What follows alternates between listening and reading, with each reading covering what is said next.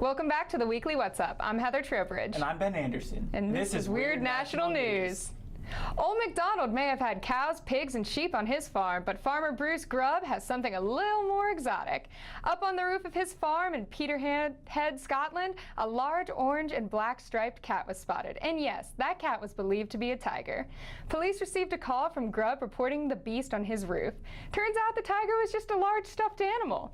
In an interview with the Scottish Sun, Grubb said that he got the fright of his life. After a 45-minute standoff, the brave police officers were able to determine that the tiger in question was stuffed and insisted that this was not a prank phone call. Inspector George Corridor told the BBC that he was not only proud of how the officers handled the situation, but also stated that our ultimate aim is to protect the public and keep our officers safe when faced with uncertain situations.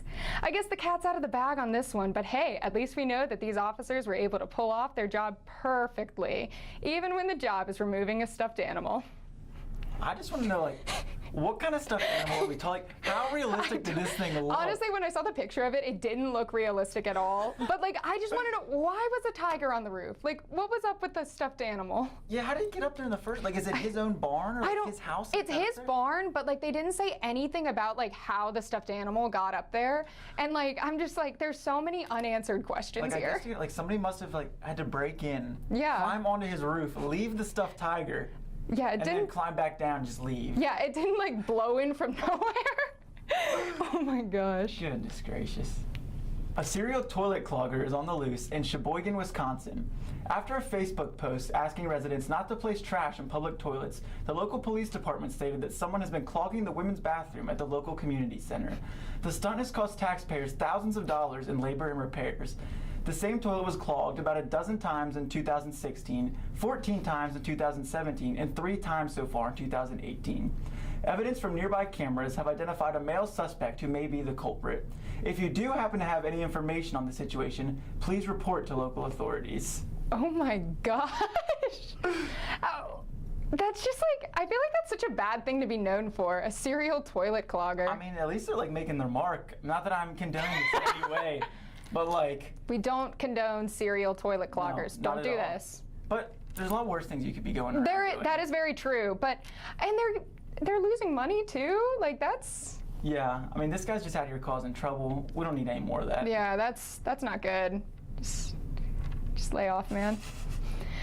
We all know that dogs would do anything for a little food off the table, but how far are they really willing to go? Well, it turns out that they're willing to do a lot more than bark or stare at you with those puppy dog eyes. One dog in Southwick, Massachusetts accidentally caused a house fire.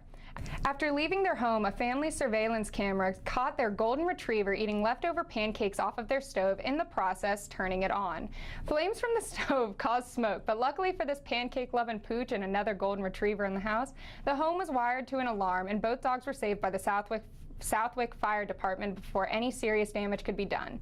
The video was posted to the County Police Department's Facebook page to warn pet owners that safety covers should be placed on their stoves. Don't worry though, this dog is still a good boy. I'm literally just sitting here trying not to lose in the middle of that story. I'm just picturing I have a lab at home, yeah. So I no doubt can picture him hopping up onto the stove. Oh yeah. Trying to steal pancakes. I mean, any dog would do it. If my dog was bigger, he's a little thing, he would definitely do it.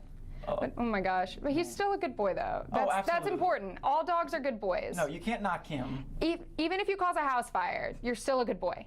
I can't say for sure if I smelled pancakes I wouldn't go for them, so I'm not going to blame the dog. I know, I would go for it. A California limousine driver recently launched himself sky high to see for himself if the Earth is indeed round or flat. With the help of his assistant, 61-year-old Mad Mike Hughes of Amboy, California, closed himself into a homemade rocket and launched himself over 1,800 feet into the air to see the Earth from the clouds. Hughes says that this ride was part of the early stages before he can launch himself all the way to space in his homemade vehicle. Hughes said, quote, "Do I believe the Earth is shaped like a frisbee? I believe it is. Do I know for sure? No. That's why I want to go up into space." End quote. While he did not amount any serious injuries, Hughes said he would definitely feel it in the morning. So how do you build a rocket? So it literally looked kind of there was a video I watched. It literally looked kind of like an amusement park ride made out of cardboard. And there's just kind of a big piece of scaffolding that he shot up. It shows the close-up of the rocket going off, and it kind of cuts. You can see the wide angle of him going up. goes up to about, I mean, like I said, about 1,800 feet. Oh It really my doesn't look gosh. that high from the video. Then his little parachute pops down and just floats back down with it. I'm just like picturing like a cartoon, like a big slingshot, like launching him up. No, it's literally like it's out in the middle of the desert. Like it's literally could be Wile E. Coyote, like Oh my launching himself gosh. up into the air. That's insane. It was incredible. And he thinks the Earth is shaped like a frisbee. That's a new one. I've heard like flat and then round, but Yeah, at least he's trying to frisbee. find like that happy medium. Like Yeah. it's not completely flat, but then There's just a little room for. yeah. Oh man. Jeez. That wraps up this week's episode of Weird National News. But stay tuned because up next we'll have Taylor Purdue and Mary Desmond with Get Woke Weekly.